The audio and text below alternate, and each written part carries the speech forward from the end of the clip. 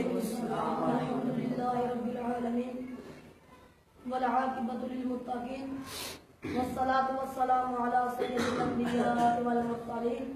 أما بعد فأعوذ بالله من الشيطان الرجيم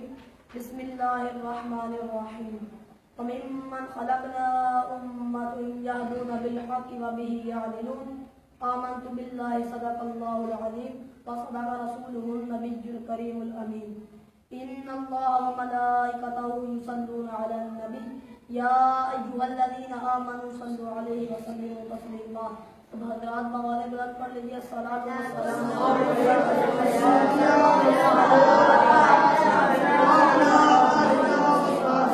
والسلام علیک یا رسول اللہ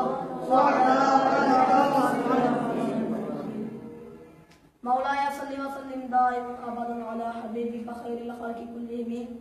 اللہ تبارک و تعالی جل جلالہ وعم نوالہ وعظم شانہ واتم برہانہ کی حمد و ثنا اور حضور سرور کائنات مفخر وجودات زینت بزم کائنات دستگیر جہاں غم گسار زمان سید سروران حامی بکساں قائد المرسلین خاتم النبیین احمد مجتبی جناب محمد مصطفیٰ صلی اللہ علیہ وآلہ وسلم کے دربار گوہر بار میں ہدیہ درود و سلام عرض کرنے کے بعد وارثان منبر و محراب ارباب فکر و دانش اصحاب محبت و مودت حاملین عقیدہ اہل سنت نہایت ہی معزز عزیز محترم حضرات سامعین و ناظرین، آج ہماری گفتگو کا موضوع ہے کہ ہاں ہم سنی ہیں۔ میری دعا ہے اللہ تعالی ہم سب کو قرآن و سنت کا فہم عطا فرمائے اور اس پر عمل کرنے کی توفیق عطا فرمائے۔ میں نے آپ کے سامنے قرآن مجید برہان رشید کی جو آیت کریمہ کی تلاوت کی ہے، سورۃ الاعراف آیت نمبر 181۔ اللہ تعالی ارشاد فرماتا ہے وَمِمَّنْ خَلَقْنَا أُمَّةً يَهْدُونَ بِالْحَقِّ وَبِهِ يَعْدِلُونَ۔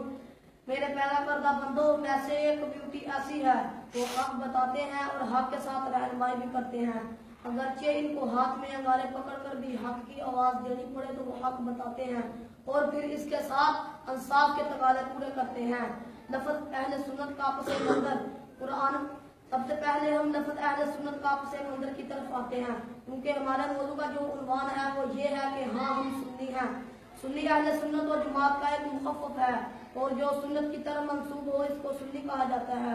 لفظ اہل سنت کا پس منظر ہمارے سامنے ہونا چاہیے کہ یہ لفظ کہاں سے آیا ہے، یعنی یہ کہاں کی چمک ہے جو ہمارے سینوں میں ہے اور یہ خوشبو کس گلشن کی ہے جو آج بھی ہماری فکر کو معطل کر رہی ہے۔